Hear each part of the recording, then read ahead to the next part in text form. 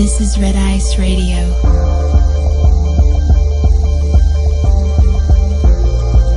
From the apparent to the esoteric.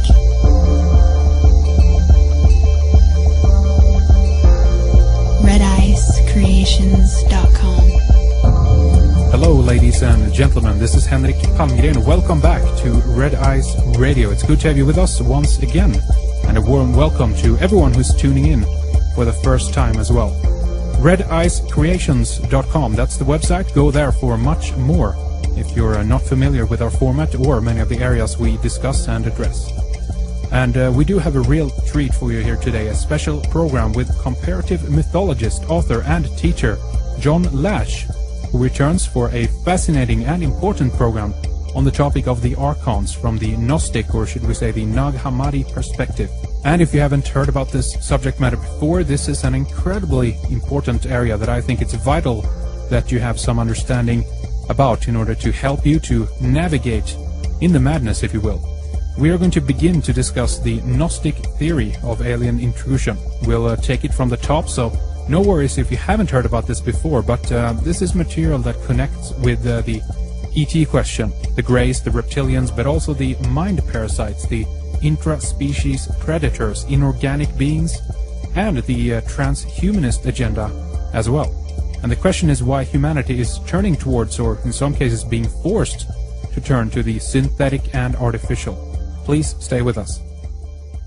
Well, it's a delight to have John Lash back with us here on Red Ice Radio again. It's always intriguing, always interesting to talk with you, John. And as always, of course, we appreciate your time.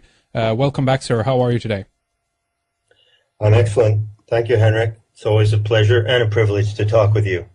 It's really interesting things that we've been witnessing in the last few years since we've talked and since we touched base. The theme, obviously, of this program here today is something that we've talked about before. Back in 2008, we specifically discussed the idea of the Archons in connection to some of the technology developments that we can see around the world. We want to talk about this, the synthetic, the artificial, the everything we can see from artificial food, basically, a version of technology all the way up to computers, brain implant, chips. There's so much that are happening, and obviously since 2008 there's been even an incredible amount of new developments happening in this area, in this particular subject. But to get people up to speed, John, I think it's a good idea to just do a brief background on the idea of the Archons for those who haven't heard about this before. So maybe you can kind of just set the theme for us here first, John. Sure, I'd be happy to do so. A few years back, Henrik, when we first talked about this, I was just coming off the publication of my book, God in His Image, which came out in November of 2006. Now, there's a lot about these so-called Archons in that book, and in the 5 years since it was published, it seems like the word Archon has really come into the vocabulary. Certainly you find it at many places on the internet. It's being used widely. The word Archon and the adjective, which would be archontic, and they're sometimes called the Archontes. These are Greek words. And that's very, I find that a good development, because as far as I know, when I wrote Not in His Image, and you would second this observation, I believe, I was the first person to bring out specifically the Gnostic theory of the Archons, which is found in the Nag Hammadi writings, and is a great warning for humanity to alert us to those forces that can alienate us from the earth and actually cause us to betray and abandon our own humanity. There's a tremendous message regarding the Archons in the Gnostic writings.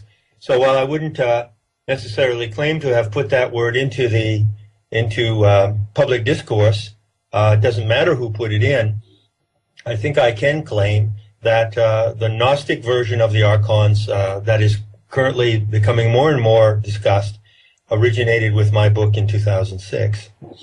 That's right. And I remember, John, one other thing that really got me into the subject overall was rather an article that you wrote maybe it first was published on your own website, not sure. I picked it up from somewhere else back in, I think it was 2006 or 7, called The Gnostic Theory of Alien Intrusion. And here's really where the whole subject matter kind of touch base, if you will, then with the ET UFO phenomena. Do you recall that article, or do you recall anything from that overall theory that you just can kind of talk a little bit about? Because that's a good connecting point. There's obviously so much more to the idea of the Archons, what they are and so forth, but for people who haven't heard about it, there is a connection with the so-called alien phenomena, correct? Totally. In fact, for those who are getting onto this topic for the first time here, I would recommend you go to metahistory.org and go to the site guide and go to Gnostic. And in the Archon files, you'll find that essay. Certainly, I think it came out a few years before my book. It's certainly a signature essay, a key essay that really puts on the map in in clear terms, in explicit terms, and not complicated terms, what the Gnostic teachers of the mysteries told us about the danger of mind parasites and alien intrusion on this planet. So to just make a resume of that article, let me cite a few of the key points. The first point is that the Gnostics, who were shamans and seers in the ancient mystery schools, had capacities of paranormal observation. They were parapsychologists who could, well, first of all, they were shamans and seers who could look into other worlds, who could look beyond the physical dimension, and who could understand the eruptions of the supernatural into this world, if you will. Okay? At the same time, they were trained in noetic sciences, that is to say, in parapsychology, so that they were able to evaluate and assess the information that they received. This is really an important point. I'd like to stress this. Anybody and everybody can have psychic experiences, and most of us have had them at one time or another in our lives. We can have dreams, we can have lucid dreams, we can have visitations from different entities, we can have hostile encounters, UFO abductions, of course. But the trick is to be able to analyze and deconstruct and assess these experiences correctly, so that we come out of these experiences with an understanding of the phenomenon based in human sanity, not just based in speculation and weirdness. The Gnostics were paragons of human sanity in that respect. And what they taught in the mystery schools about alien intrusion is essentially two things. They taught that among all the other dimensional and beings that we might encounter, psychic entities, or other strains of humanity who might be floating through our world now and then, who live on other planetary systems. You know, they admitted and allowed all this. But they taught that if there were one predatory species among these, we would have to know what it was. We would have to be able to identify it. Because one is all it takes, you know? That's right. One is all it takes. It doesn't take 6 or 7 different alien hostile species attacking humanity. And all it takes is one. And so their point was very simple. They said, if we can identify this one, we're already in a position to defend ourselves. And they identified this one predatory species as the primary threat to humanity. They called them the Archons. And they had a whole story about the Archons. The first part of the information they gave was a mythological scenario, a background. They actually explained how the Archons originated and where they originated and what produced them. So I don't think that this is remarkable information coming from, thousands of years ago. I mean, the Nag Hammadi documents are only about 1,600 years old, but the information contained in them, or I should say the sacred instructions in them, are much, much older, as you know. And so they gave us the background. We need the background. We need the backstory, as it were. And they explained that these Archons are not highly advanced entities from another civilization associated with another star in this galaxy, nor do they come from another galaxy. They come from this galaxy, according to the Gnostics' teaching, And they were produced in this galaxy before the solar system and the Earth, as we know it, came to be. So there's a long trajectory of cosmic development that the Gnostics were able to perceive in their heightened perception. That is the role of shamans. You know, in every culture, the role of shamans is to remember the phylogenetic history of the race. That is to say, the race memory of our own genetic identity, to remember and recall our story. And shamans have always been storytellers and guardians of the story of their tribe. In any indigenous region where you find shamans, you'll find they have that role. Isn't that correct? That is correct. Connecting with that, John, I just wanted to ask you about the accounts of that these were oral traditions primarily. We today come from a point of view that if it hasn't been written, it's not true, if you know what I mean. Just want to, kind of emphasize that point a little bit, because I believe that there is a specific reason for this as well, because as soon as you walk into the realm of writing things down, it's more to it than that, obviously, but as we know, John, the Romans and so forth were masters at both manipulating history because they wrote everything down, but today, from our perspective, these are the sources we go back to. These are the people who were writing at the time. So from their point of view, it's very easy to skew history, but the importance of myth here is that, or the storytelling, is that this was something that was alive. This was something that was a part of a tribe, meaning the records couldn't burn down and they lose the whole story, if you know what I mean. This is a story that was alive, constantly updating, retold to either the whole, tribe or culture, or maybe just a few people that actually had it then, as you say. But there's something more to that they had it in their hearts, meaning that this is not a dead, stale story. Can you talk to that a little bit, John? Well, that's a brilliant observation and extremely relevant to the subject here. Yes, what the Gnostics did write down at a certain point late in their history, they started to write these things down around 800 BC or so. In fact, they introduced literacy to the whole classical world around that time, around 800 or 900 BC. They were the ones who taught and propagated literacy and wrote the first books and established the first libraries. These were the Gnostikoi, or the Teleste of the mystery schools. They had behind them a fantastically long oral tradition. What is so important about understanding an oral tradition? Well, I can think of two things. First of all, we're coming back to the oral tradition right now. You and I are in the oral tradition at this moment, aren't we? That's right. We are talking here and people are listening to us, and they get something from listening to your voice and my voice, and something from the interaction, because we're alive now. And they sense there's something in the human body that senses the truth when someone speaks. There's a resonance, as it's called. And so the resonance of truth is preserved in oral teachings.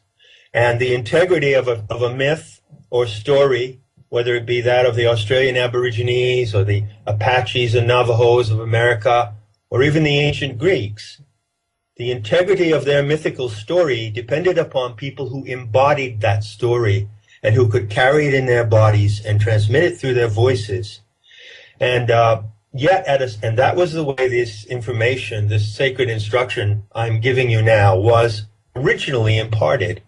Then it came to be written down, and that was kind of like an emergency measure, actually, that the Gnostics took at the time when they decided that the education of humanity needed to go to another level, and that people needed to be taught the responsibility of reading and writing, and taught the responsibility of critical thought, which goes along with it. When you read something, if you don't have any critical thought, you're likely to just believe what you read. Of course. Unfortunately, right? Many people do. Yeah. But if I hand you a document I've written, or an anonymous document, or it has some famous name on it, and I say, here, Henrik, read this, I expect you to take the responsibility to apply your critical thought to what you're reading. You see? That's right. And that is exactly what the Gnostics wanted to do. They came out at a certain moment, as I say, it was about 1,000 years BC, and they said, humanity's coming to a tremendous turning point. And in order to guide them correctly, we must now give them the tools of reading and writing that everyone can have. Previous to that, forms of sacred writing and codes had existed, but secular writing that everyone could use, that ordinary people could use, did not exist previous to that time. So they said, we're going to introduce secular writing, and with it, we're going to teach people the responsibility for critical and deconstructive thinking. And so, fortunately, they did write down these things, and some of their writings have been preserved in these rare documents that were found in Egypt in 1945. And among that written record is this startling account of alien beings. So to get back to very quickly let me profile that again so that we can, so that those who haven't heard about this before can get on board with us. They basically said two things about these alien beings. First of all, they gave the backstory. They said where they came from. Now bear in mind that what they said does not correspond to what a lot of people are saying today about ETs.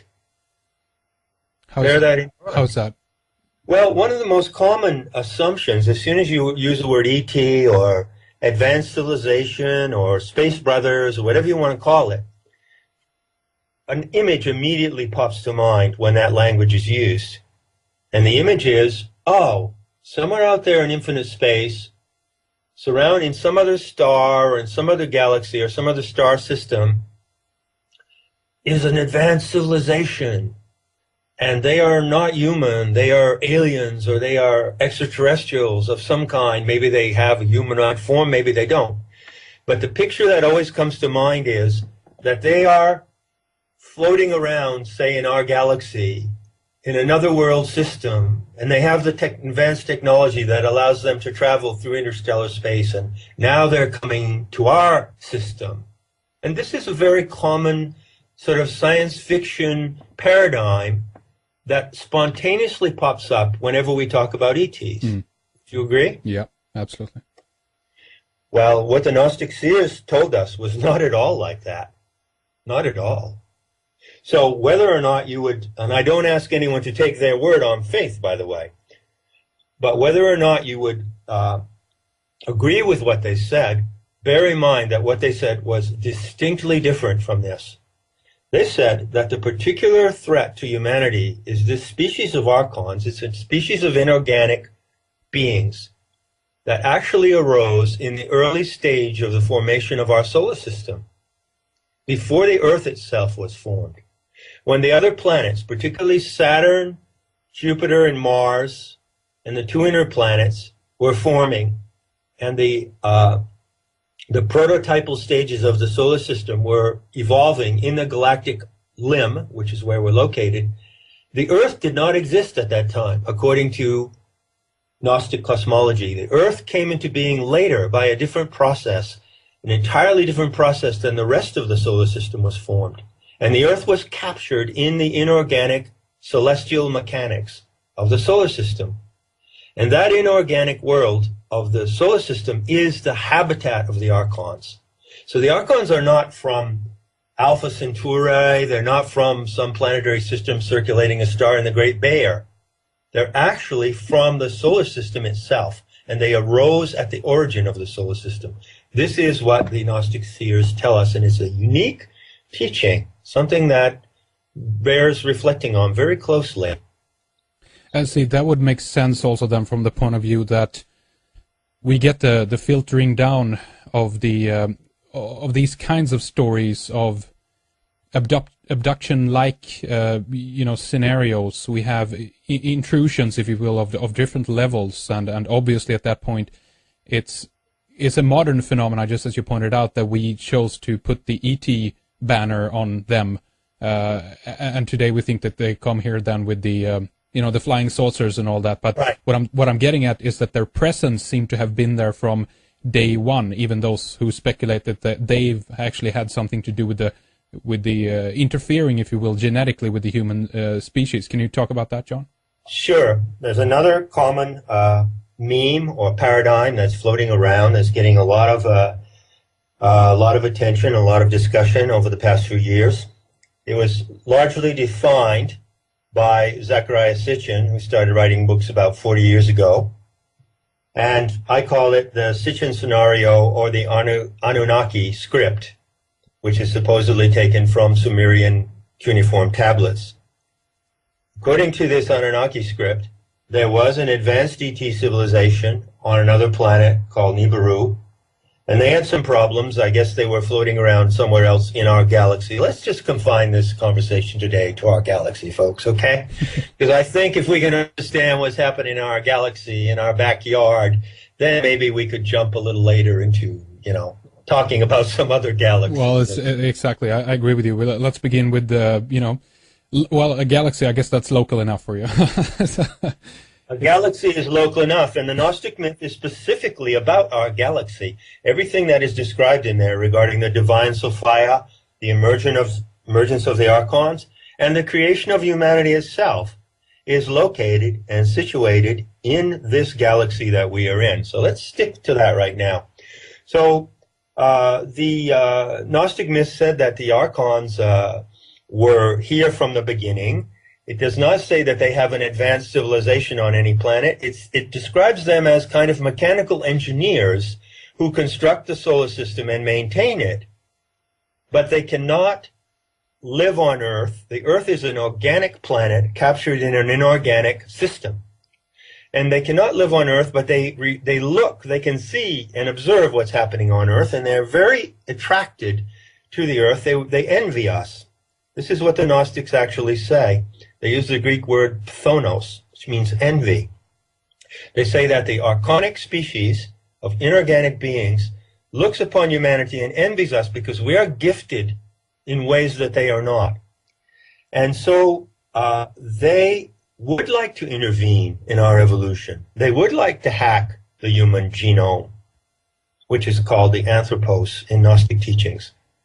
But it is an amazing fact that the surviving Gnostic documents, which is just a flake of their massive output of teachings, contains a very clear refutation of Sitchin and the Anunnaki scenario. Mm.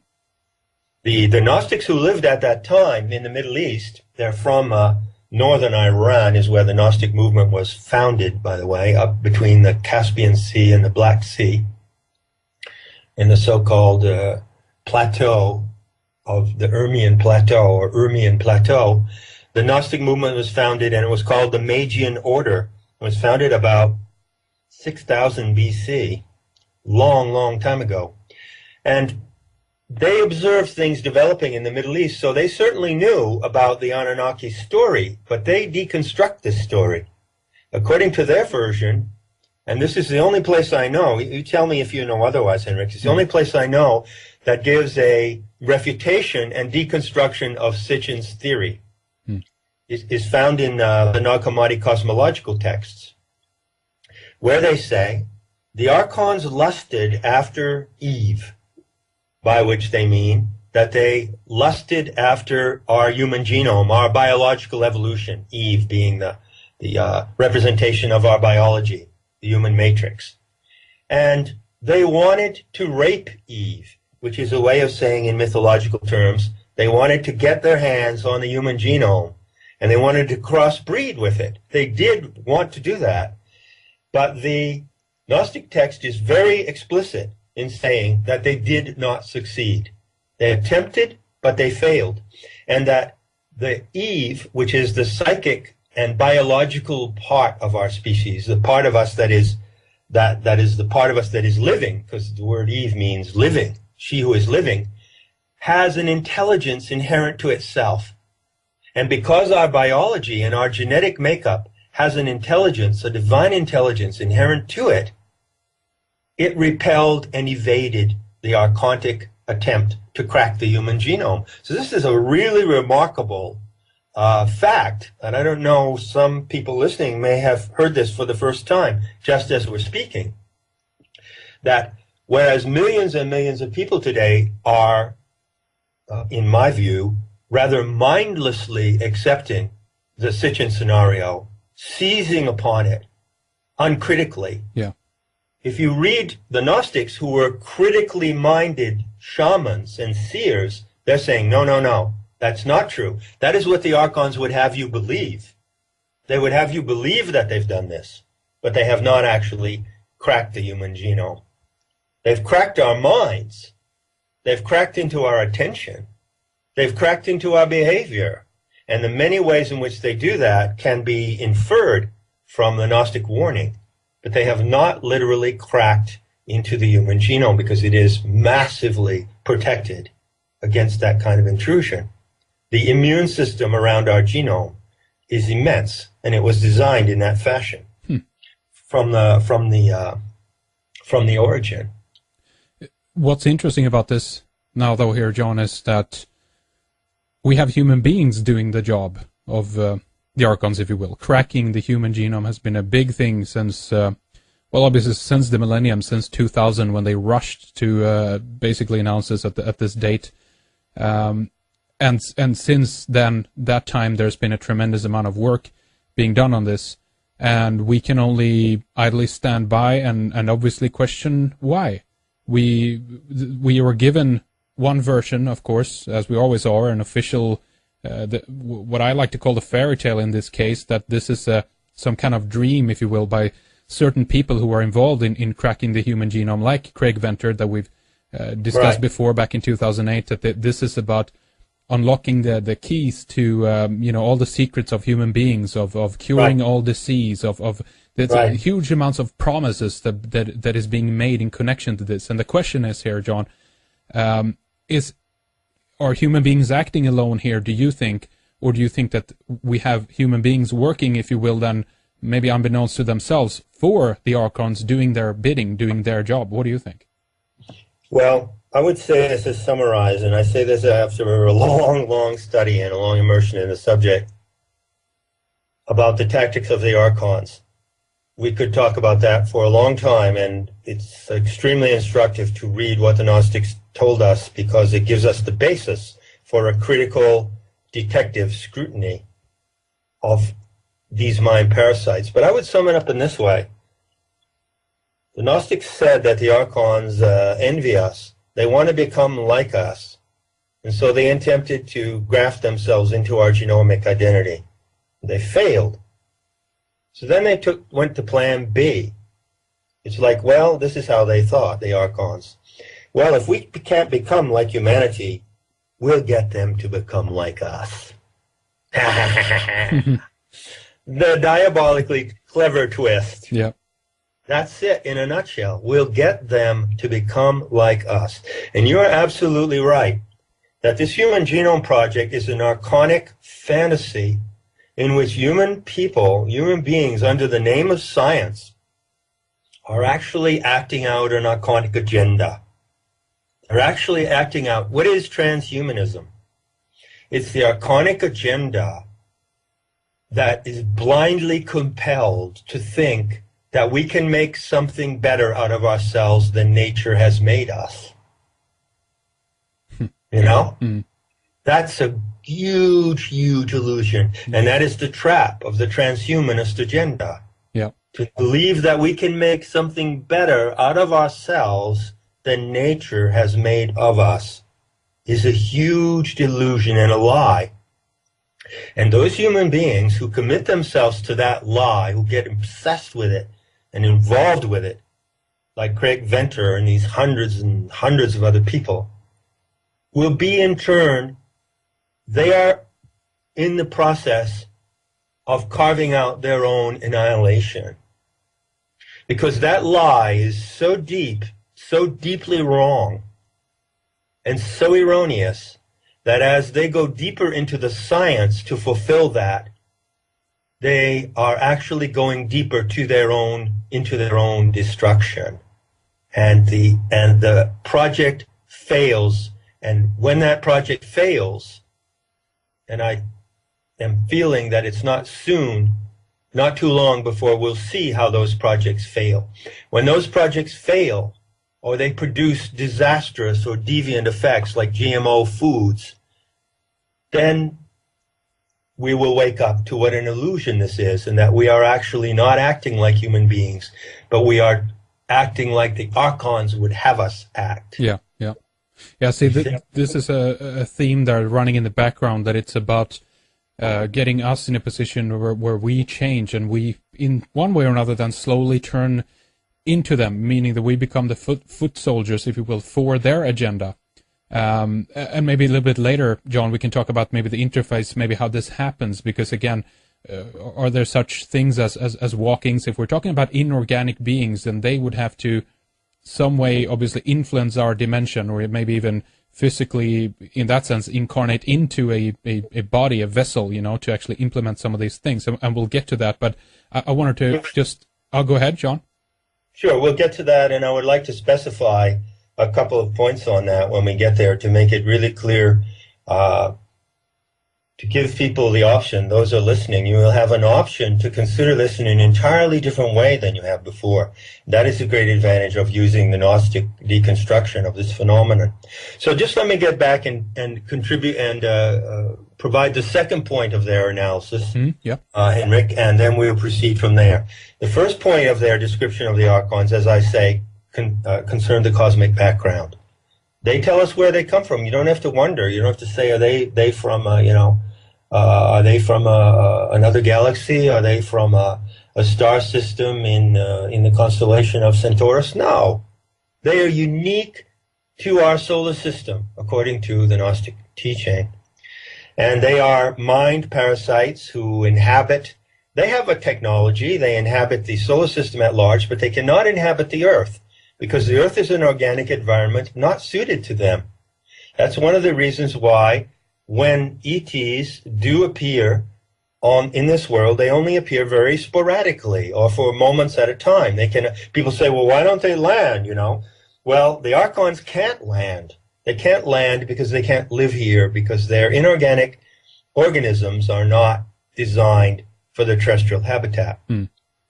Second point, regarding the appearance of the Archons, and I know this is an amazing piece of information to people who've heard it for the first time. In the Gnostic cosmological texts, you find exact descriptions of ET abduction. They call it abducting souls by night. The Archons abduct souls by night, and they describe how they appear. They describe not only the behavior of these archontic entities, but their appearance. And they say that there are primarily two forms in which they appear. There is the main form, which is a neonate or newborn. It is named after the Coptic word huhe, which means an aborted fetus. Now, to understand that term, aborted fetus, it's perhaps more correct to say a prematurely born fetus. The fact that it's aborted suggests that Archons cannot be born through a biological process into human form. They can't be. But they are like an aborted fetus, and so they resemble a child taken out of the womb with a large head, big eyes, and spindly limbs. So this is obviously the gray ETs described in Gnostic documents some 1,500 years ago.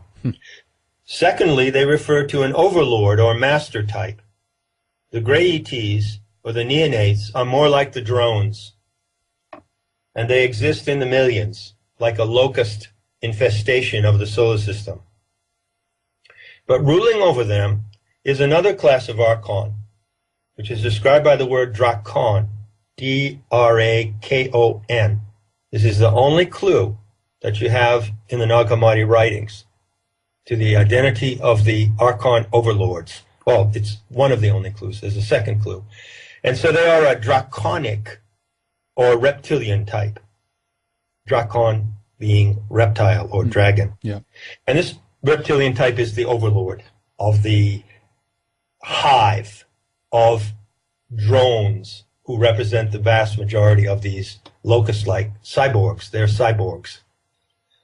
The second important clue, and this will go into the subject of transhumanism again from another angle, that is our subject today. The second clue they give, and this was a great one, as you know, they say, oh, by the way, we'd like you Christians and you Jews who are living in the classical world at this time, around 150, 200 AD, we'd like to point out to you that we understand you have a new religion emerging here. It has a Jewish foundation and a kind of Christian packaging, and it's called Salvationist to Christianity. And in this religion, you recognize Jehovah or Yahweh as your Father God and the Creator.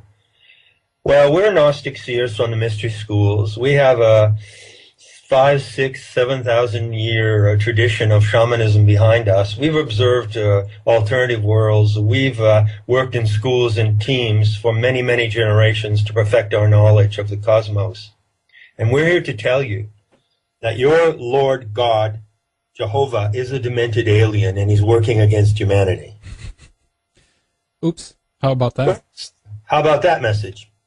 And so they actually identified the Lord Archon, as he's called, the main reptilian overlord, whom they called Yaldabaoth. They identified him as Jehovah, or the Father God of Judaism and Christianity. And they said, watch out, because if you follow the dictates of the ideology, in the religious ideology of Yahwehism, whether it be in the Jewish form, in the Christian form, you're at risk of taking a course that will lead humanity to self-destruction. So that was the warning that the Gnostics gave us, the signal that came out of the mystery schools 1,500 years ago, loud and clear as a bell, and it is still clear today. That is very interesting, and it goes, for me, back to this conundrum of, I mean, obviously many people have been thinking about this, but, you know, Moses / Akhenaten, you know, what did he do up on that mountain when he was receiving the law? Who was he talking to? What happened there? You know, these kind of processes that initiated this whole cult of Judaism / Christianity. There's always been a really, you know, intriguing clues there for me anyway, in terms of what is this entity. One part of me thinks that this must be a kind of a robot, a type of an AI system run amok, if you will, almost. Or the other part of me is like, no, it's an ET or an alien then in that sense. But this, when we put it in under the umbrella of the Archons, it explains both of those things for me anyway. What about you, John? It does indeed. Again, I want to suggest to those listening for the first time and those who've listened many times before, how powerful and instructive is the Gnostic teaching.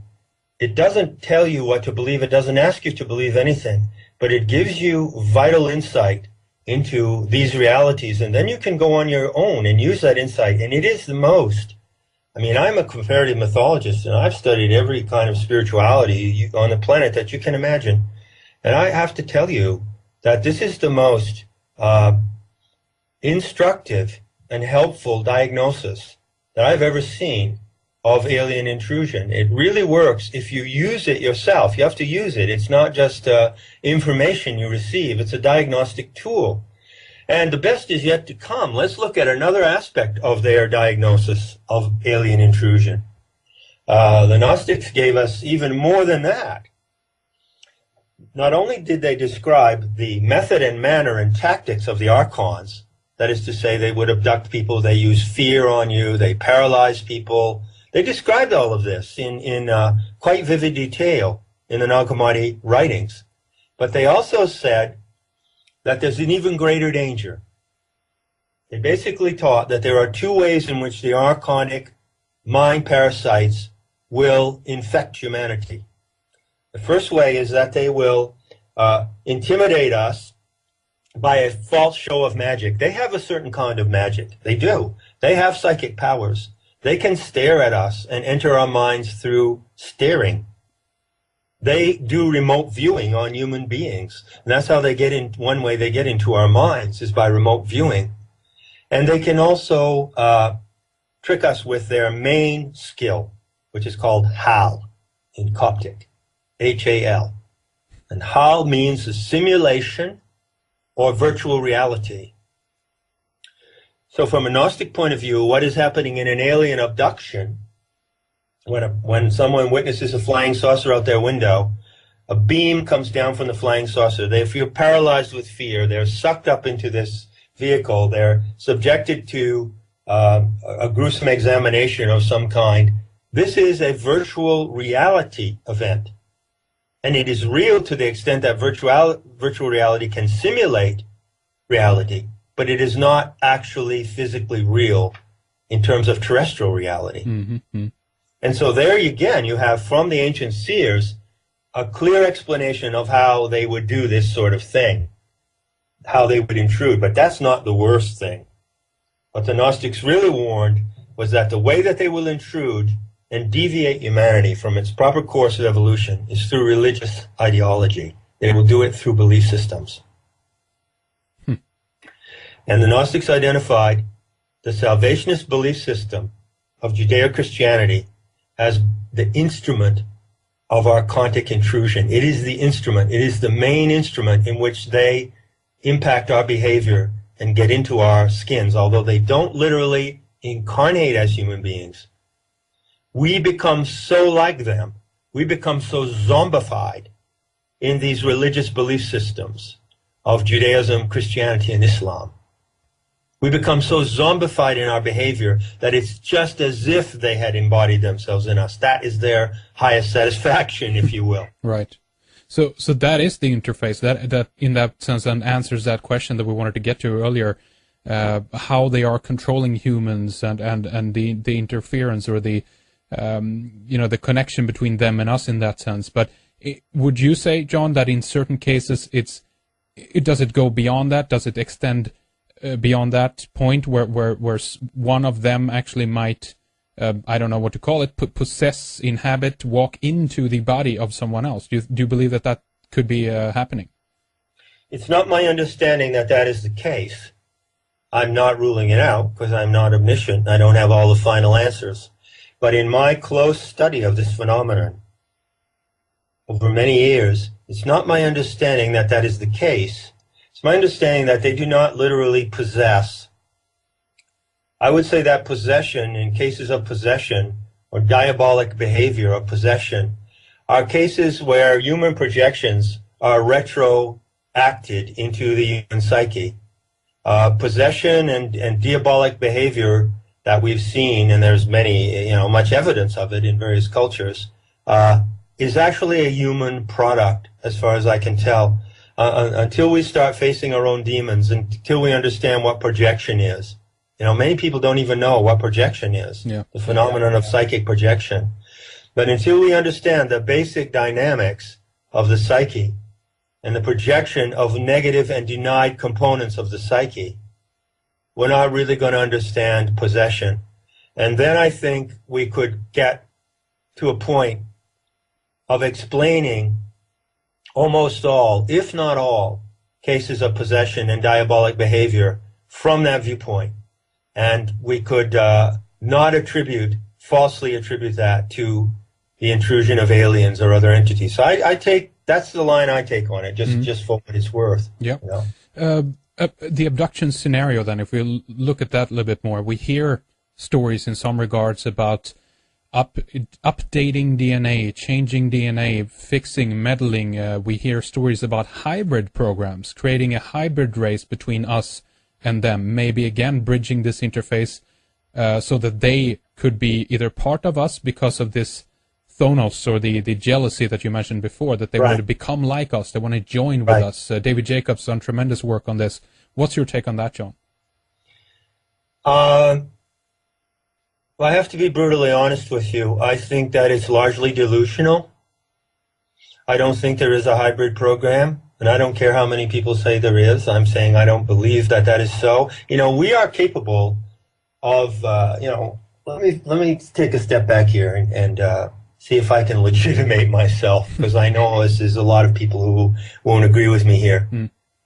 The Gnostics taught many things about humanity and our makeup. And one of the things they taught is that the goddess Sophia, the divine Sophia, who actually engineered the human genome, she is the source of the human genome, endowed us with a special power, which they call the luminous epinoia. And that is actually the power of imagination. And they tell in their backstory of the remote history and cosmology of the Earth, they say that when Sophia recognized the presence of the Archons in our solar system, and she saw that as humanity emerged and lived out its experiment on Earth, a divine experiment on Earth, that the Archons would interfere and try to interfere in various ways. She then gave us a gift and a power to resist their interference, which is the luminous epinoia, which is imagination. But there's a really big problem with human imagination, which I would put in this way. If you don't use your imagination correctly, someone else will use it against you. Or I would put it even in another way. If you do not use your imagination correctly, you yourself can even use it against you. Your imagination can become a delusional force. I think that these rumors of these hybrid programs and all of this, first of all, the Gnostics said that the hybrid program failed and that they did not succeed. I think that they are products of our imagination. They're products of paranoia, basically.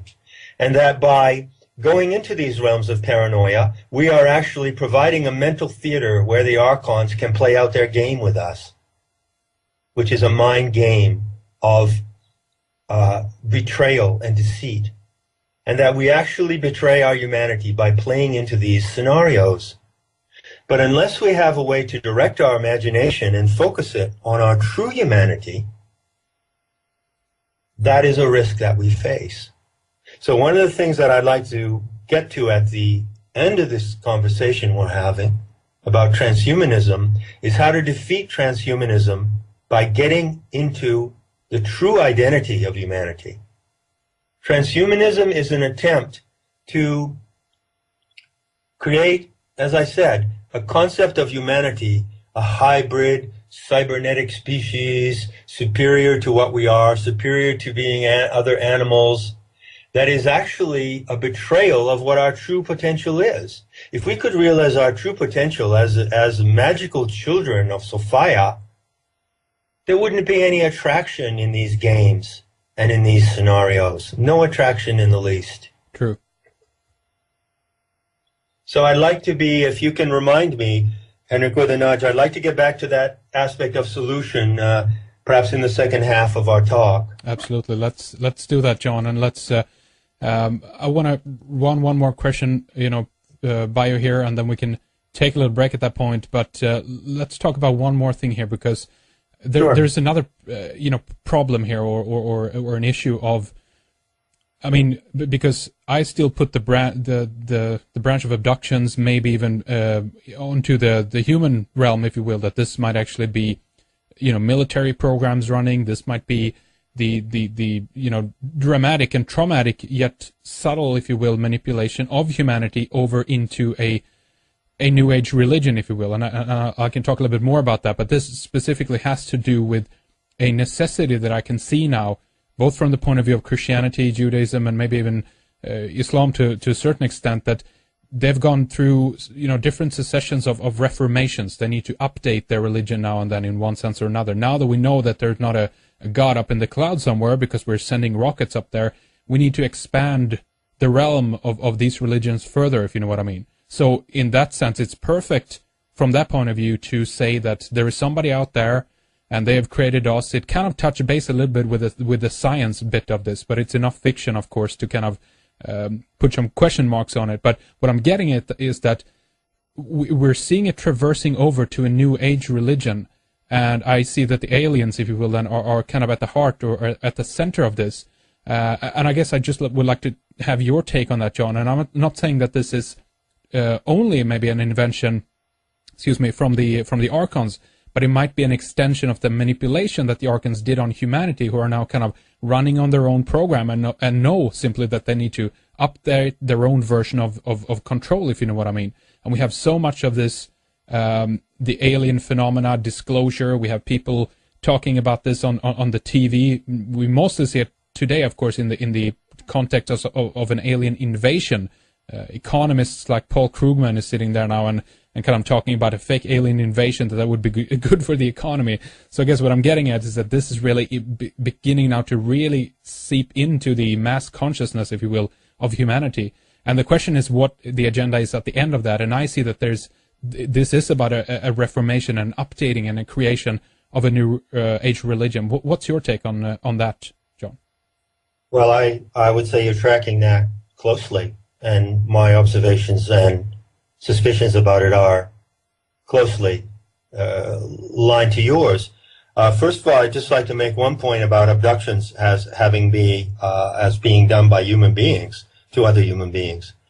As far as I can tell, and I follow Jacques Vallée on this and a few other people who are particularly astute, the whole ET UFO phenomenon since 1947, since Roswell, is a huge psyops. You know, it's a huge psyops to cover up black ops and covert military operations and very sinister things that certain military gangs around the world are perpetrating. So when I say that, however, please understand that I do not dismiss the phenomenon. I do not say that the phenomenon of alien intrusion can be totally dismissed on that account. Not at all. As far as I know, following the mystery school teachings, there is a real threat of this archonic intrusion that needs to be faced. But we need to know who the real enemy is, and we need to see their face clearly and see their motives and their methods.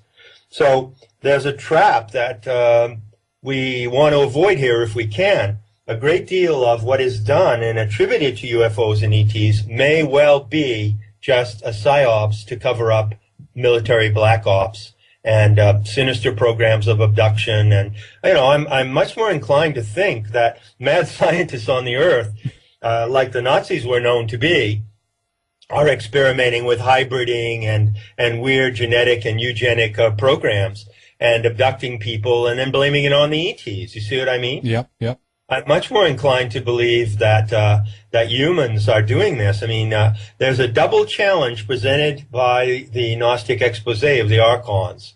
It's a double challenge, and we're right in that challenge right now. We're looking down the double barrel of this challenge. The first part of the challenge is to recognize who the alien predators are, to understand their MO, and to understand how to defend ourselves against them, which the Gnostics also explained. We can get into that in part 2. That's concerning the Archons. But they're not the real ultimate danger that humanity is facing right now. The ultimate danger that humanity is facing today is intraspecies predation. Intra, I-N-T-R-A, meaning within our own species. And so there is a part of the human species that has split off and become pathologically, criminally, murderously insane. I don't think that statement is going to come as a revelation to anyone listening to this interview. Okay? Now, I'm not being Nostradamus here, folks. I'm not saying this is going to happen. I'm saying this is happening. The planet has been taken over in the governmental, military, economic, educational, pharmaceutical sectors by murderous, deceiving psychopaths. And the real danger to our species now is to get the agenda of these psychopaths, to get their MO, to know who they are, and to take them down. Because they're not going to stop until they're taken down. So we've got quite a job on our hands here, and it's extremely important in facing this critical moment in our evolution to distinguish between that which is done to us by an alien intrusion into our minds, causing us to behave like zombies remotely controlled by some psychic entities, and that which is done to us by our own kind. You see? Yeah. And to a certain extent, transhumanism, if you ask me about what transhumanism is really just a name, it's a label. In a way, it's kind of misleading, because it's a label that you can attach to the agenda of certain human beings who actually don't want to be human.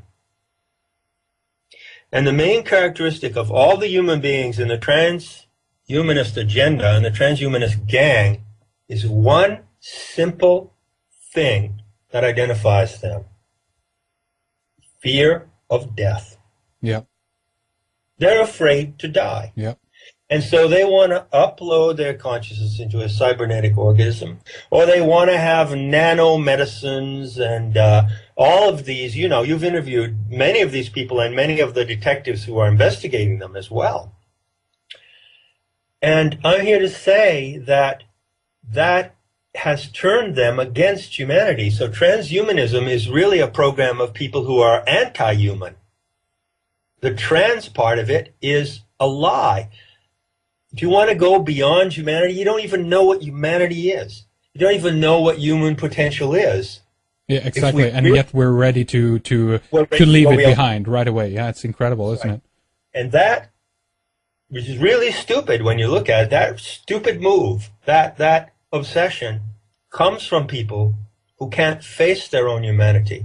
They hate humanity. They're against humanity, and they're scared to death of death. And I have a message for those people, those transhumanists who don't want to die.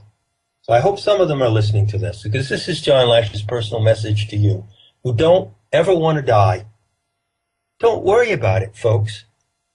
Because when you die, nothing will happen to you because you're dead already. Okay? You're dead. Because we can only live as human beings as long as the quality of humanity lives in us. Mm. And the Gnostics knew what this quality of humanity was, and they educated and nurtured it with tremendous care. It is the quality of innocence, of goodwill, of play. It is the quality of communication. It is the quality of seek and discover. It is the quality of trial and error, to be willing to make a mistake and learn from your mistakes, to be transparent with each other. These are the pure qualities of humanity. It's like a flame of the anthropos that burns in you. And these are people in whom that flame has been snuffed out. Mm, yeah. And even though they're walking around like you and me, and they're breathing, and they're eating, and they're excreting, they're dead, because their humanity has come to an end. And they're really like a dead branch on a tree. They're already dead. The Genome Project is going to go nowhere. It is a dead end. Transhumanism is a dead end. It's like a dead branch on a tree, and it goes nowhere, and it produces nothing. I want to urge people just to open up Google or another favorite search engine of yours, and hopefully they will pick up it, and just search for Archon X Prize, or go directly to a website that is called genomics.xprize.org.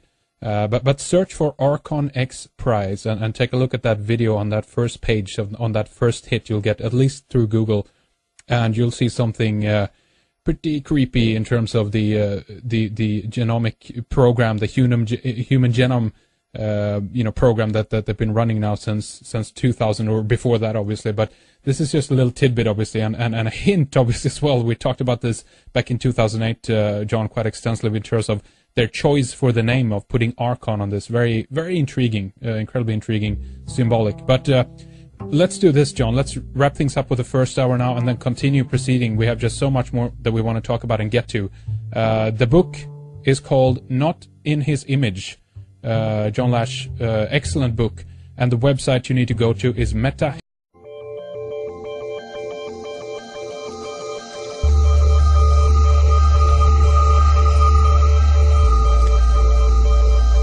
This is Red Ice Radio.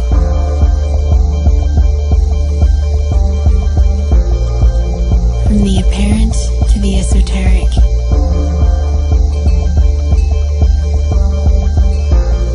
RedIceCreations.com. Hello, ladies and gentlemen. This is Henrik Palmgren. Welcome back to Red Ice Radio. It's good to have you with us once again. And a warm welcome to everyone who's tuning in for the first time as well. RedIceCreations.com. That's the website. Go there for much more if you're not familiar with our format or many of the areas we discuss and address. And we do have a real treat for you here today, a special program with comparative mythologist, author and teacher John Lash, who returns for a fascinating and important program on the topic of the Archons from the Gnostic, or should we say the Nag Hammadi perspective. And if you haven't heard about this subject matter before, this is an incredibly important area that I think it's vital that you have some understanding about in order to help you to navigate in the madness, if you will. We are going to begin to discuss the Gnostic theory of alien intrusion. We'll take it from the top, so no worries if you haven't heard about this before, but this is material that connects with the ET question, the Greys, the reptilians, but also the mind parasites, the intra-species predators, inorganic beings, and the transhumanist agenda as well. And the question is why humanity is turning towards, or in some cases being forced to turn to, the synthetic and artificial. Please stay with us. Well, it's a delight to have John Lash back with us here on Red Ice Radio again. It's always intriguing, always interesting to talk with you, John. And as always, of course, we appreciate your time. Welcome back, sir. How are you today? I'm excellent. Thank you, Henrik. It's always a pleasure and a privilege to talk with you. It's really interesting things that we've been witnessing in the last few years since we've talked and since we touched base. The theme, obviously, of this program here today is something that we've talked about before. Back in 2008, we specifically discussed the idea of the Archons in connection to some of the technology developments that we can see around the world. We want to talk about this, the synthetic, the artificial, the everything we can see from artificial food, basically, a version of technology all the way up to computers, brain implant, chips. There's so much that are happening, and obviously since 2008 there's been even an incredible amount of new developments happening in this area, in this particular subject. But to get people up to speed, John, I think it's a good idea to just do a brief background on the idea of the Archons for those who haven't heard about this before. So maybe you can kind of just set the theme for us here first, John. Sure, I'd be happy to do so. A few years back, Henrik, when we first talked about this, I was just coming off the publication of my book, Not in His Image, which came out in November of 2006. Now, there's a lot about these so-called Archons in that book, and in the 5 years since it was published, it seems like the word Archon has really come into the vocabulary. Certainly you find it in many places on the internet. It's being used widely. The word Archon and the adjective, which would be archontic, and they're sometimes called the Archontes. These are Greek words. And that's very, I find that a good development, because as far as I know, when I wrote Not in His Image, and you would second this observation, I believe, I was the first person to bring out specifically the Gnostic theory of the Archons, which is found in the Nag Hammadi writings, and is a great warning for humanity to alert us to those forces that can alienate us from the earth and actually cause us to betray and abandon our own humanity. There's a tremendous message regarding the Archons in the Gnostic writings. So while I wouldn't necessarily claim to have put that word into public discourse, it doesn't matter who put it in, I think I can claim that the Gnostic version of the Archons that is currently becoming more and more discussed originated with my book in 2006. That's right. And I remember, John, one other thing that really got me into the subject overall was rather an article that you wrote. Maybe it first was published on your own website, not sure. I picked it up from somewhere else back in, I think it was 2006 or 7, called The Gnostic Theory of Alien Intrusion. And here's really where the whole subject matter kind of touched base, if you will, then with the ET UFO phenomena. Do you recall that article, or do you recall anything from that overall theory that you just can kind of talk a little bit about? Because that's a good connecting point. There's obviously so much more to the idea of the Archons, what they are and so forth, but for people who haven't heard about it, there is a connection with the so-called alien phenomena, correct? Totally. In fact, for those who are getting onto this topic for the first time here, I would recommend you go to metahistory.org and go to the site guide and go to Gnostic. And in the Archon files, you'll find that essay. Certainly, I think it came out a few years before my book. It's certainly a signature essay, a key essay that really puts on the map in in clear terms, in explicit terms, and not complicated terms, what the Gnostic teachers of the mysteries told us about the danger of mind parasites and alien intrusion on this planet. So to just make a resume of that article, let me cite a few of the key points. The first point is that the Gnostics, who were shamans and seers in the ancient mystery schools, had capacities of paranoia already in a position to defend ourselves. And they identified this one predatory species as the primary threat to humanity. They called them the Archons. And they had a whole story about the Archons. The first part of the information they gave was a mythological scenario, a background. They actually explained how the Archons originated and where they originated and what produced them. So I don't think that this is remarkable information coming from thousands of years ago. I mean, the Nag Hammadi documents are only about 1,600 years old, but the information contained in them, or I should say the sacred instructions in them, are much, much older, as you know. And so they gave us the background. We need the background. We need the backstory, as it were. And they explained that these Archons are not highly advanced entities from another civilization associated with another star in this galaxy, nor do they come from another galaxy. They come from this galaxy, according to the Gnostics' teaching, and they were produced in this galaxy before the solar system and the Earth, as we know it, came to be. So there's a long trajectory of cosmic development that the Gnostics were able to perceive in their heightened perception. That is the role of shamans. In every culture, the role of shamans is to remember the phylogenetic history of the race. That is to say, the race memory of our own genetic identity, to remember and recall our story. And shamans have always been storytellers and guardians of the story of their tribe. In any indigenous region where you find shamans, you'll find they have that role. Isn't that correct? That is correct. Connecting with that, John, I just wanted to ask you about the accounts of that these were oral traditions primarily. We today come from a point of view that if normal observation, they were parapsychologists who could, well, first of all, they were shamans and seers who could look into other worlds, who could look beyond the physical dimension, and who could understand the eruptions of the supernatural into this world, if you will. Okay? At the same time, they were trained in noetic sciences, that is to say, in parapsychology, so that they were able to evaluate and assess the information that they received. This is really an important point. I'd like to stress this. Anybody and everybody can have psychic experiences, and most of us have had them at one time or another in our lives. We can have dreams, we can have lucid dreams, we can have visitations from different entities, we can have hostile encounters, UFO abductions, of course. But the trick is to be able to analyze and deconstruct and assess these experiences correctly so that we come out of these experiences with an understanding of the phenomenon based in human sanity, not just based in speculation and weirdness. The Gnostics were paragons of human sanity in that respect. And what they taught in the mystery schools about alien intrusion is essentially two things.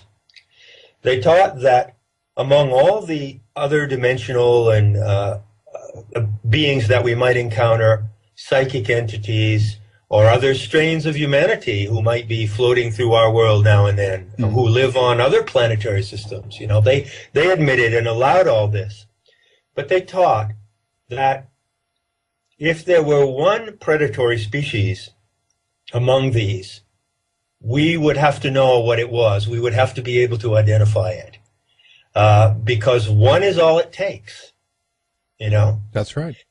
One is all it takes. It doesn't take 6 or 7 different alien hostile species attacking humanity. And all it takes is one. And so their point was very simple. They said, if we can identify this one,